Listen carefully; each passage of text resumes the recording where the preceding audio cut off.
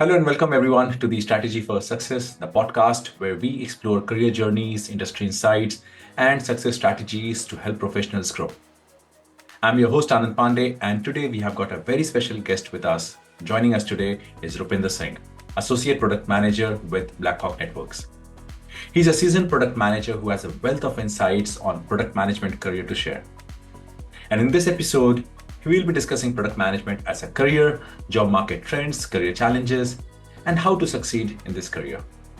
So let's dive in. Welcome, Rupinder, for the podcast. Thank you for sharing your time and willingness to share your experience. Yeah, Ram, thank you so much for inviting me, and I'm really feeling grateful for this opportunity to collaborate with you. My pleasure. Let me start with the straight question. What does the career of product management look like today? So the career in product management is very good these days. It's very growing industry, or I could say it's a very growing profile where people are able to pull in all their extensive experience and knowledge and then make wonderful products around that. I've seen a lot of people who have grown from a very basic level and then striding this ladder of corporate hierarchy in product management at in a very young age becoming the VPs of different products, big tech companies. So I think the career in product management is very vast, I could say, and very growing these days, I could say. And if one is able to learn quickly and then adapt according to the market changes, they can become very good product managers. Hmm. So you highlighted what can be a good product manager, but because in this competitive world, good is not sufficient. So what can make a great product manager stand out? So this is a very kind of a subjective question because a great product manager definition stands in different industries. For example, if I talk about the B2C domain where I am also working, I'm working in B2B as well as B2C, both of the domains. In these different kind of domains, there are different type of concepts that actually get applied. For example, if I talk about the e-commerce or the retail domain, and it is a B2C platform basically where we talk about customers are or the products are basically customer centric products where we want to enhance the customer experience, because if the customers are happy then they are only going to purchase whatever they are going to buy. If their experience is interrupted, then the customers will drop off. So this is what differentiates a normal product manager from a good product manager, where in the B2C domain, a good product manager is basically focusing on more of the customer experience and providing the best experience on their platform. So I've seen certain examples like these days, Myntra is one of my favorite platform which I use to buy online stuff. So it's not a kind of a promotion I'm doing right now, but it is my personal favorite for Myntra. So I've seen their experience is very top notch. Their UI looks very beautiful to me. I've tried other certain apps as well, but the cleanliness, the beautifulness, and the best customer experience I've seen is on the Myntra in the e-commerce platform, basically. So this is how a good platform creates, or maybe I could say, great product managers create very good platforms. So I hear you that what differentiates a great product manager from the other good product managers is how they are creating a platform for the customer experience. Sorry. That's a wonderful insight. Yeah. Yep. And Rupinder, many people reach out to me that, hey, we are looking to move to product management stream, specifically the business analysts. So what advice would you give them who are starting new to move from their current role, specifically business analyst, to product management? Okay, so this is like one of also the same questions I receive a lot on my different social handles. So business analyst is the most, I could say, not the easiest, but most the convenient profile to move into product management. The reason behind is business analyst is so product management is, I could say, is a 50% strategical role and 50% of execution role. Whereas a business analyst is a 100% execution based role where they have to work with the clients to the requirement gathering and then pass on to that to the development team and so on. So it is more of execution focused role. What business analysts have to do is they basically have to understand what they can bring into the company, what expertise they can bring into the product by thinking more strategically, so that if it is a B2C domain, they basically want to increase organic revenue or like enhance the user experience, and that's how business analyst can easily jump into the this product management profile. And I also, if if it is a business analyst, then they also have to see what are the transferable skills or any profile, what are the transferable skills they can, use in their existing profile, and then they can also use those same in the product management profile as well. So it's all about what expertise you are bringing to the table of the company and what all skill sets you have. Basically, if your skill sets are transferable, then you would be a very good choice for the recruiters. So you're highlighting some of the transferable skills. Would you mind share some of the transferable skills for the Yeah. business analysts? In, So the in specific and generally, if you have got any yeah. transferable skills. Sure. The first one would be the communication skills, where business analyst key work is to communicate effectively with various teams. The same thing happens in the product management as well, because I'm also working as a product manager. I communicate with a lot of stakeholders. And I've also been in kind of a similar role. I was not exactly a business analyst, but I was working earlier working as an implementation manager or a product project manager. I used to work with different people, and I when I transitioned into product management, I was using all my same skills that I used to use earlier in my job. So communication skills is one of the biggest thing one can bring to the table, because if they are communicating effectively and they are understanding the problems effectively, they're able to communicate properly with their development team or all of the stakeholders, then it's a very good thing. It is one of the best skills I could say for transitioning. And second thing is, if you love to solve problems, you are already solving some problems in the existing domain. For example, in the business analyst, at some places, business analysts also play the role of a technical architecture, where they are understanding the requirements and then also providing solutions to various other teams who are working with them. So if you are also able to solve various problems that a company is facing based on the product itself only, not the other problems, just the software problems that a company is facing or the client is facing, if they are able to solve that properly and bring a good experience, then it is also another transferable skill. So I could say business analyst. That's why my favorite profile for transitioning from one uh, business analyst to product management is, the best I could say for this transition. Because they already have some kind of a leverage from the execution point of view. Correct. Correct. It's because a product manager can only be a good product manager if they are able to execute things properly. For Right. example, I used to work when I started. I was working with one of the group product managers in my company, and he always told me to become a good executioner. Then only you can come a step ahead, because product management, starting from the entry level, it is more of the execution role, and when you move up the ladder, it then more becomes of a strategical role or the vision focused role. So basically, if you are not good at execution, then you will never be able to work strategically. So that was the first quote that I learned. If a person is more of execution focused, they are able to execute things properly, then only they can envision themselves and move towards a strategical role. This is how it actually works, and practically as well on the ground level. Right. So we are hearing three skills, transferable Yeah, skills, if you may: correct. strategic thinking, communication skills, and problem solving. Problem solving, correct. So, given that you have highlighted these three skills, would you have any recommendation for books or resources where people can learn and build those skills? Yes. So I am recently reading Lean Startup, and it is one of the best books in product management I've read till now.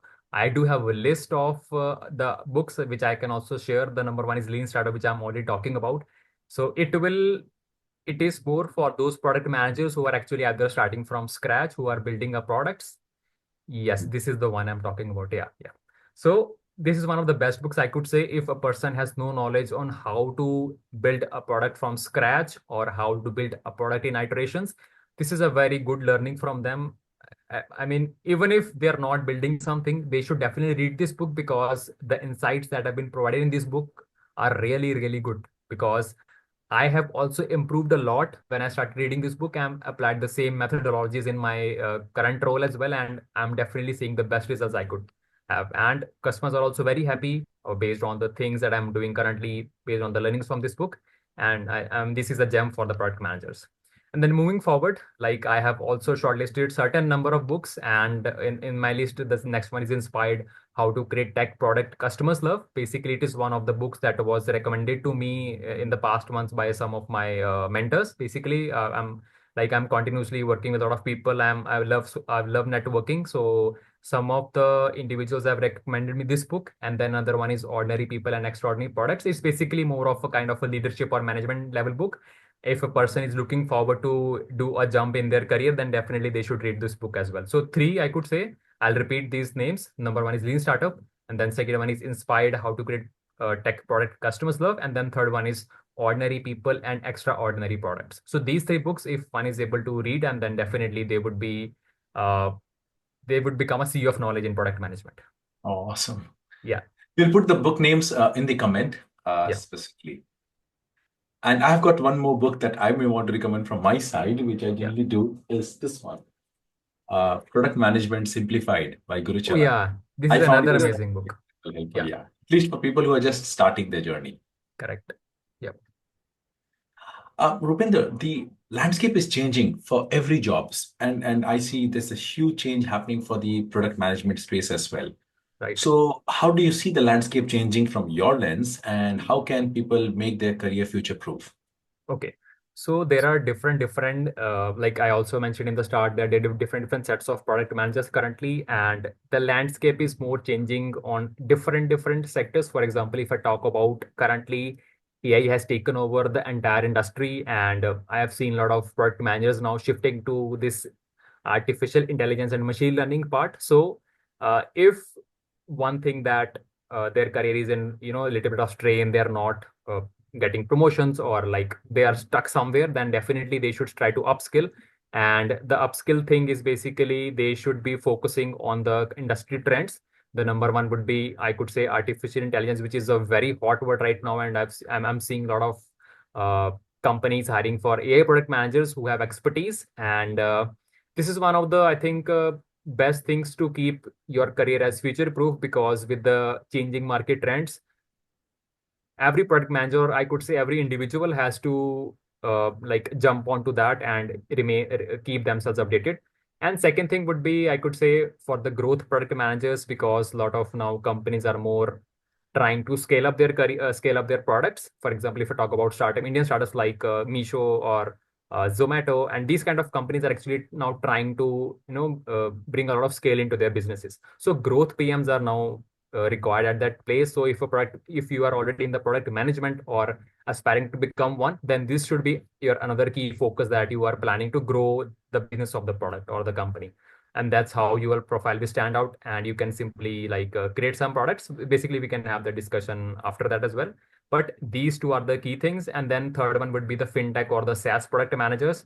So this fintech domain is also kind of evolving very much right now. I'm seeing a lot of industry products coming into the market with the fintech domain, and basically it's kind of a financial services level. I'm also in one of those companies working right now.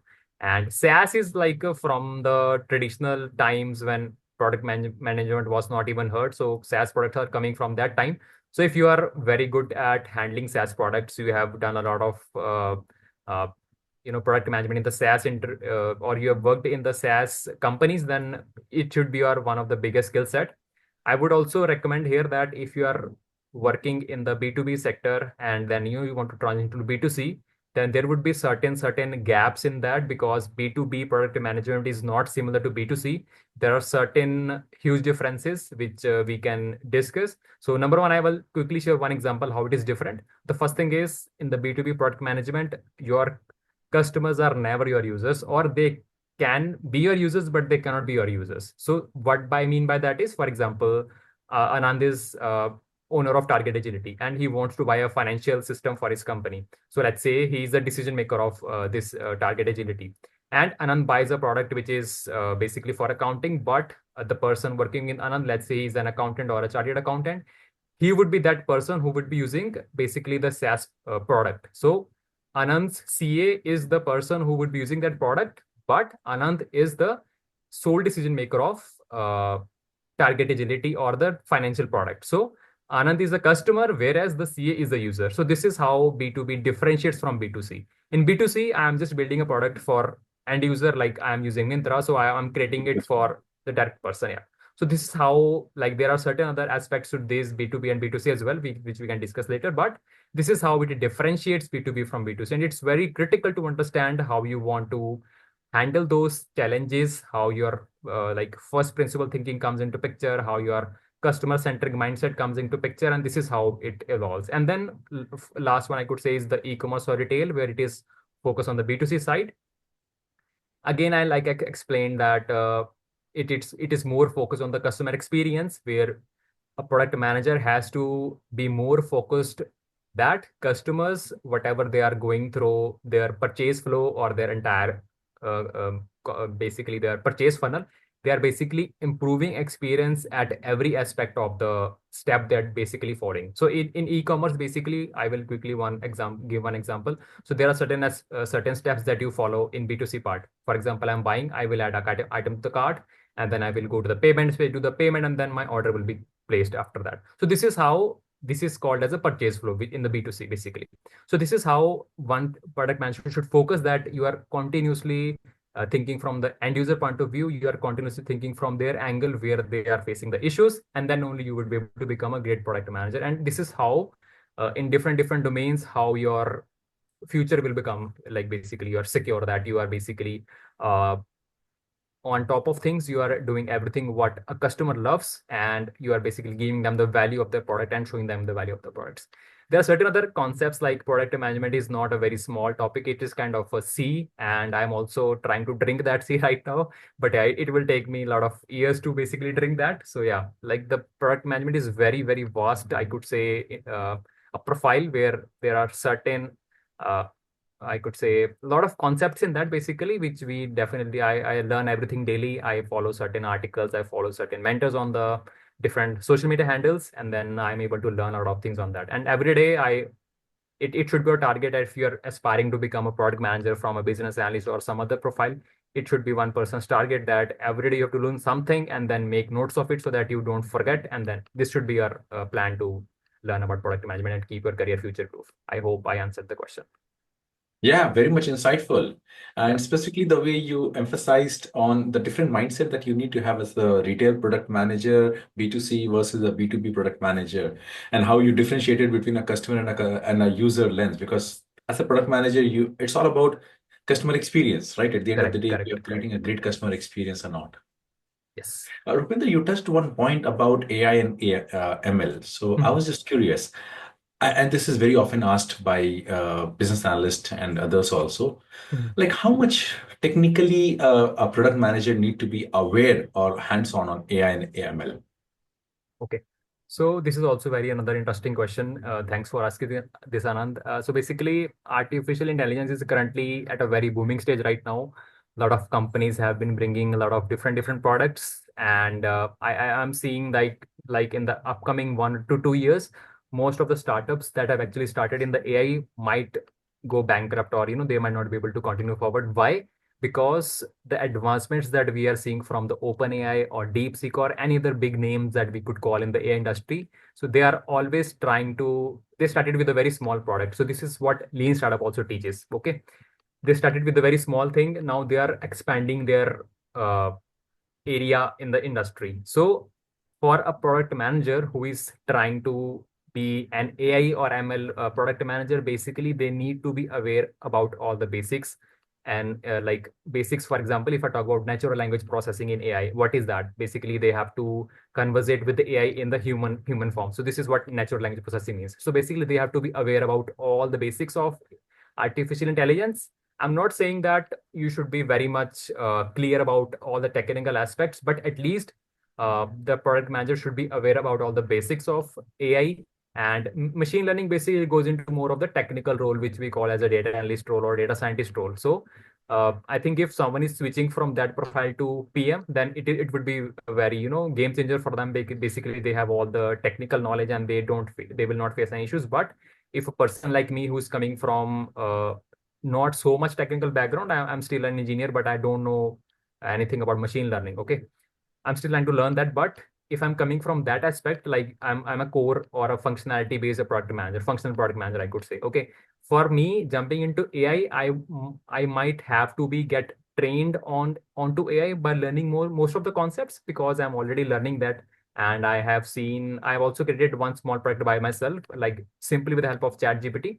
And so this is what I learned, that if you are aware about the basics, everything in detail, then it should not be a problem for any person to become an AI product manager. So it's like having from 100%, they should be at least 30% aware about all the basics, concepts, and everything they should be aware so that they can communicate with the data scientists, they can communicate with the machine learning engineers, and they don't face any kind of technical implications whenever they're communicating with them.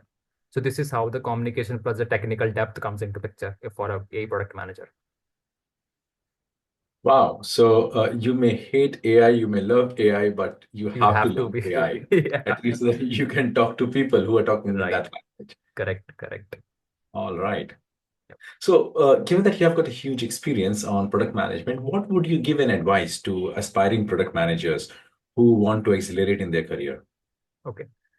Okay, so I have also made one video on this topic entirely, like how one can transition on like into product management field. Basically, I was also one of them who transitioned from product management domain. First, I'll share my experience, then I will come on to that picture that how others can do.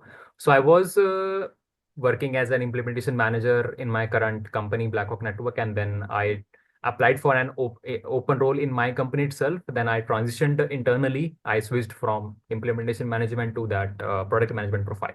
So this is one of the best ways, which I could say, where people don't want to spend any much, I could say, extra efforts. In simple terms, I would say extra efforts because I've been going through a lot. And this is one of the easiest way for any people to transition into product management by switching internally. And this is one of the most convenient as well from monetary standpoint of view, from mental, mental peace point of view as well. So this is one of the most convenient ways for switching into product management. Other thing, what I think is the second best part is if you are able to do masters in business administration from some of the prestigious institutes in India or somewhere abroad, then it also opens door for your uh, landing into product role.